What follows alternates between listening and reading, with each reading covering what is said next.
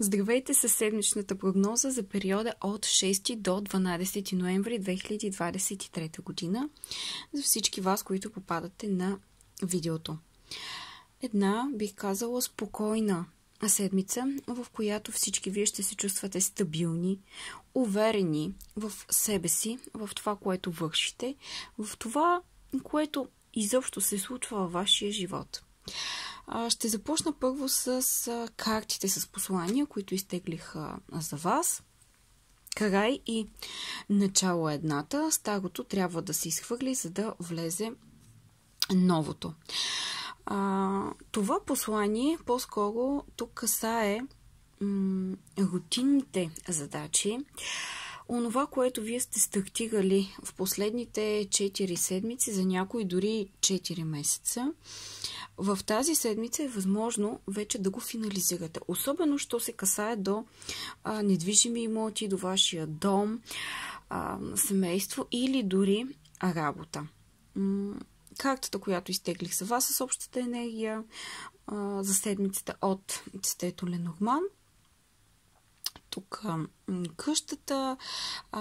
Да, буквално някои от вас през тази седмица ще успеят да финализират сделки, например с недвижими имоти, да успеят да завършат много важни дела, които са стартирали, касаещи тяхното работно място, особено що се касае до собствен или семейен бизнес. Седмицата предполага да бъде изключително успешна.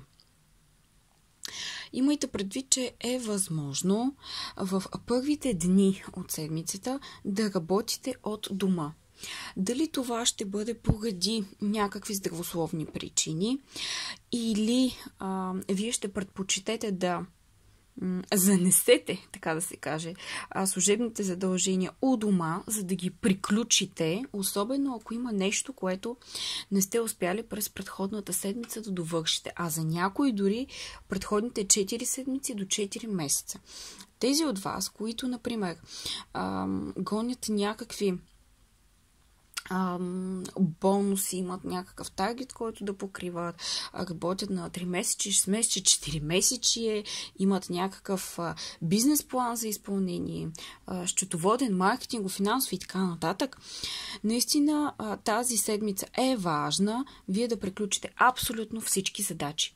Повече да не отлагате. Това да бъде седмицата, в която да приключите онова, което поради някаква причина не сте успяли да завършите като процес. Дали касае вашия дом, например, тези от вас, които в предходни седмици или месеци са търсили жилище, може да е квартира, може да е собствен дом, в който да заживеят.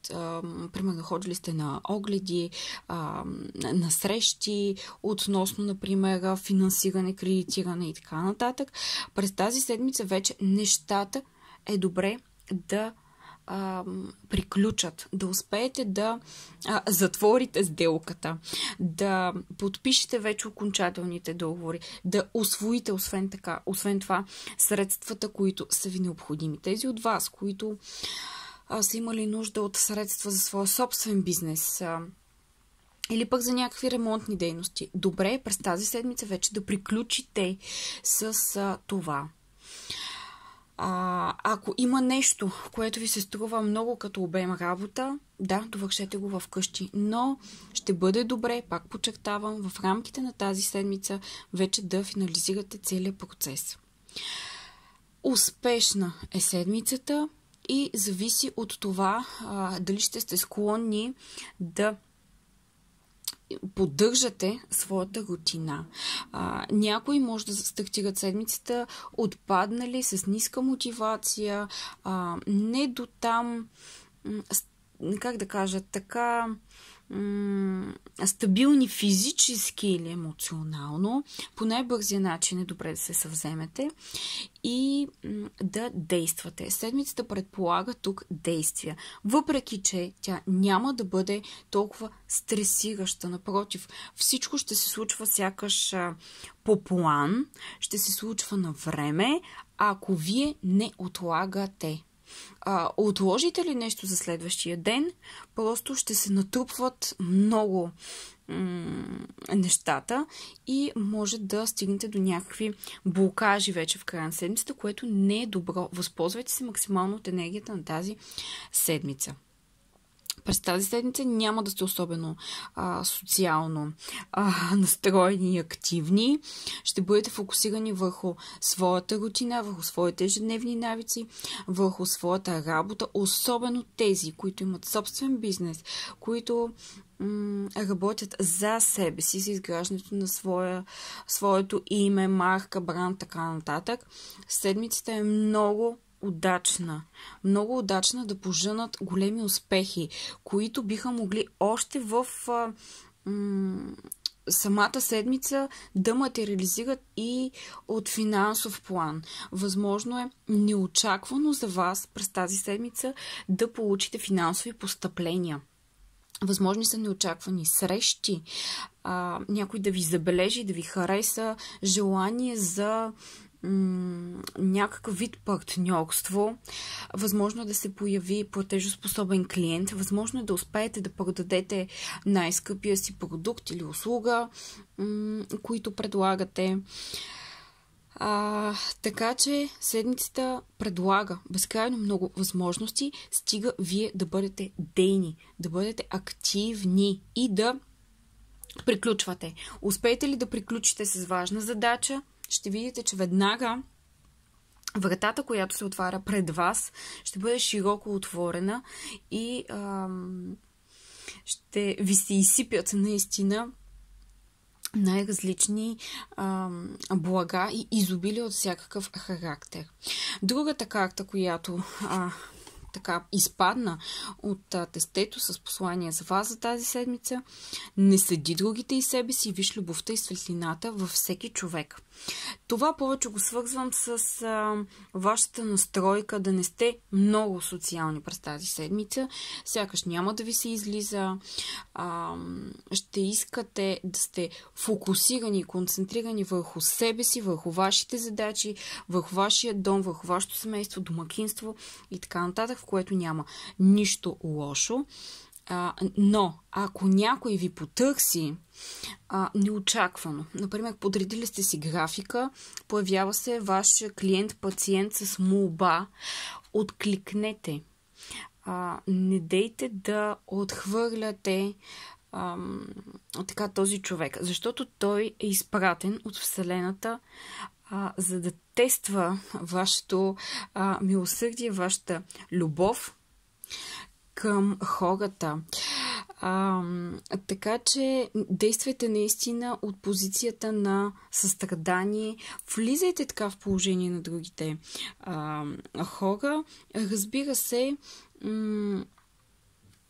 няма нищо лошо да бъдете концентрирани във вашите дела, но някой помоли ли ви за помощ, добре е да откликнете през тази седмица. Ще ви се върне стократно. Не знаете, този човек може да ви препоръча на някой, който е много важен за вас и ще се появи на по-късен етап във време. Възможно е този човек например, да оцени много високо вашия труд. Така че всякакви неочаквани срещи ще ви донесат бъдещи резултати. Що се отнася до дома и семейството, успехи, хармония в отношенията, тези от вас, които желаят да си закупят дом, да ремонтират своя дом, да се преместят, да се установят някъде, седмицата е изключително подходяща. Ще имате както финансовата възможност, така и подкрепата на своите близки и е добре, пак не знам за кой път го повтарям, да финализирате този процес до края на седмицата. Интересни предложения биха могли също така да дойдат от страна на вашия партньор. Вслушвайте се в съветите на вашия партньор. Може да ви даде много интересни предложения. Една по-различна гледна точка. Да ви предложи някакъв начин, метод,